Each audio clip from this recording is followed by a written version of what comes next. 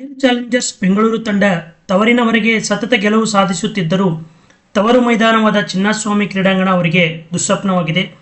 ಇಲ್ಲಿ ಟಾಸ್ ಗೆದ್ದ ತಂಡಕ್ಕೆ ಲಾಭವಾಗುತ್ತದೆ. ಹೀಗಾಗಿ ಆರ್ಸಿಬಿ ವಿಭಿನ್ನ ತಂತ್ರಗಾರಿಕೆಯೊಂದಿಗೆ ಈ ಪಂದ್ಯಕ್ಕಿಳಿಯಬೇಕಾಗಿದೆ. ಹಾಗೆಯೇ ಈ ಪಂದ್ಯಕ್ಕೆ ಉಭಯ ತಂಡಗಳ ಪ್ಲೇಯಿಂಗ್ 11 ಹೇಗಿರಲಿದೆ ಎಂಬುದರ ಚಿತ್ರಣ ಇಲ್ಲಿದೆ.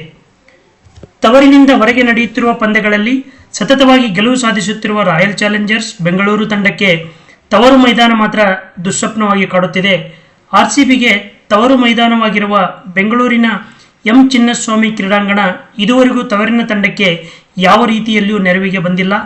ಇಲ್ಲಿ ಟಾಸ್ ಗೆದ್ದ ತಂಡಕ್ಕೆ ಬಹುಪಾಲು ಲಾಭವಾಗುತ್ತಿರುವ ಕಾರಣ ಆರ್ಸಿಬಿ ವಿಶೇಷ ತಂತ್ರಗಾರಿಕೆಯೊಂದಿಗೆ ಅಖಾಡಕ್ಕಿಳಿಯಬೇಕಾಗಿದೆ. ಚಿನ್ನಸ್ವಾಮಿ ಕ್ರೀಡಾಂಗಣದಲ್ಲಿ ಆಡಿರುವ ಮೊದಲೆರಡು ಪಂದ್ಯಗಳಲ್ಲಿ ಆರ್ಸಿಬಿ ಸಾಂಘಿಕ ಹೋರಾಟ ನೀಡಿತ್ತಾದರೂ ಈ ಮೈದಾನದಲ್ಲಿ ಗುರಿ ಬೆನ್ನಟ್ಟುವ ತಂಡಕ್ಕೆ ಹೆಚ್ಚಿನ ನಿಲುವು ಸಿಗುವ ಕಾರಣ ಪಂದ್ಯವನ್ನು ಸೋಲಬೇಕಾಯಿತು. ಅಂದರೆ ಈ ಎರಡೂ ಪಂದ್ಯಗಳಲ್ಲಿ ಟಾಸ್ ಸೋತು ಮೊದಲು ಬ್ಯಾಟಿಂಗ್ ಮಾಡಿದ್ದ ಆರ್ಸಿಬಿಗೆ 200ಕ್ಕೂ ಅಧಿಕ ರನ್ಗಳನ್ನು ಕಲೆ ಹಾಕಲು ಸಾಧ್ಯವಾಗಲಿಲ್ಲ. ಹೀಗಾಗಿ ಗುರಿ ಬೆನ್ನಟ್ಟುವ ತಂಡಕ್ಕೆ ಸುಲಭ ಗುರಿ ಸಿಗುತ್ತಿತ್ತು. ಇದೀಗ ಇವತ್ತಿನ ಪಂದ್ಯದಲ್ಲಿ ಆರ್ಸಿಬಿ ಒಂದು ವೇಳೆ ಟಾಸ್ ಸೋತರೆ ಮೊದಲು ಬ್ಯಾಟಿಂಗ್ ಮಾಡಬೇಕಾಗುತ್ತದೆ. ಅಂತಹ ಸಂದರ್ಭದಲ್ಲಿ ಆರ್ಸಿಬಿ ಈ ಪಂದ್ಯದಲ್ಲಾದರೂ 200ಕ್ಕೂ ಅಧಿಕ ರನ್ ಕಲೆ ಹಾಕಲು ಪ್ರಯತ್ನಿಸಬೇಕು. ಇದರರ್ಥ ತಂಡದ ಬ್ಯಾಟರ್ಗಳು ಅಮೋಘ ಪ್ರದರ್ಶನವನ್ನು ನೀಡಬೇಕು.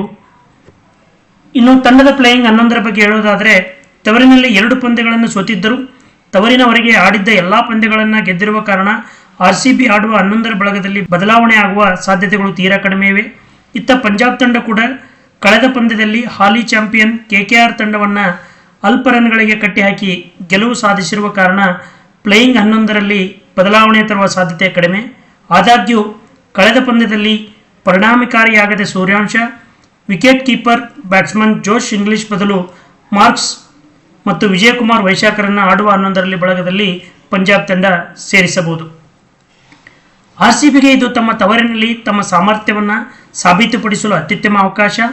ಪಂಜಾಬ್ ತಂಡವು ಫಾರ್ಮ್ನಲ್ಲಿ ಇದೆ. ಯಾರ ಮೇಲೂ ಯಾರು ಗೆಲ್ಲಬಹುದು. ಈ ವಿಡಿಯೋ ನಿಮಗೆ ಇಷ್ಟವಾಯಿತಾ? ಲೈಕ್ ಮಾಡಿ, ಶೇರ್ ಮಾಡಿ ಹಾಗೂ ಚಾನಲ್ ಸಬ್ಸ್ಕ್ರೈಬ್ ಮಾಡ್ತಾ ಹೋಗಿ. ಇಂಥ ಹೆಚ್ಚಿನ IPL ವಿಶ್ಲೇಷಣೆಗಾಗಿ ನಮ್ಮೊಂದಿಗೆ ಇರಿ.